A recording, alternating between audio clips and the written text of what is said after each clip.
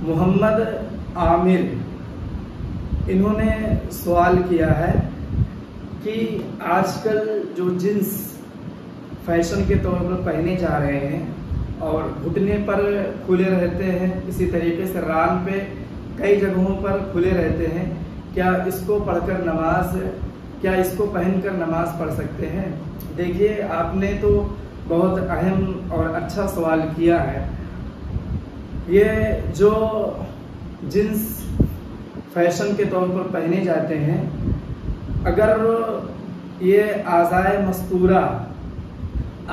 मस्तूरा में से किसी एक हिस्से में फटा हुआ हो, यानी जिन हिस्सों को छिपाना जरूरी करार दिया गया, सतर है, अगर उस हिस्से में फटन है, तो अगर उस हिस्से में फटन है, तो अगर वो फटन उस हिस्से के चौथाई हिस्से को पहुंच जाए तो नमाज आपकी सही नहीं होगी, और इस तरीके से उस तरह जींस पहन करके नमाज पढ़ना आपका सही भी नहीं होगा। इसी तरीके से ये देखा जाता है कि एक ही यानी मसलन रानी पर कई जगहों पर क्या है, फटे होते हुए जींस खुले हुए होते हैं और उसको पढ़कर नमाज पढ़ते हैं।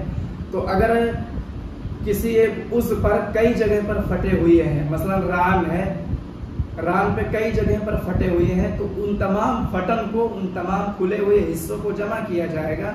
अगर तमाम खुले हुआ हिस्सा और तमाम का फटन का मजमुआ उस हिस्से के चौथाई को पहुंच जाए तो आपकी नमाज क्या हो जाएगी? फासिद हो जाएगी। इसी तरीके से अगर दो हिस्सों में फटन है, दो हिस्सों में फटन है, मसलन घुटने पर भी फटा हुआ है और रान पर भी फटे हुए हैं, तो इन दोनों के फटन को जमा किया जाएगा। अगर इन दोनों के फटन का मजमुआ छोटे सत्र यानी छोटे हिस्से यानी घुटने के चौथाई के बराबर पहुंच जाता है तो नमाज क्या हो जाएगी? फासिद हो जाएगी। हासिल कलाम ये है कि ये जो जींस होती है, इसको पहन के नमाज न पढ़ना बेहतर है, इसलिए कि अक्सर ऐसा होता है कि घुटने पर अगर फटा होता है तो चौथाई हिस्से को पहुंच सकता है, और रान पे तो कई जगहों पे फटा होता है तो वो भी पहुंच सकता है। इसलिए ऐसे जींस को आम हालात में, हर हालत में पहनने से बचना चाहिए।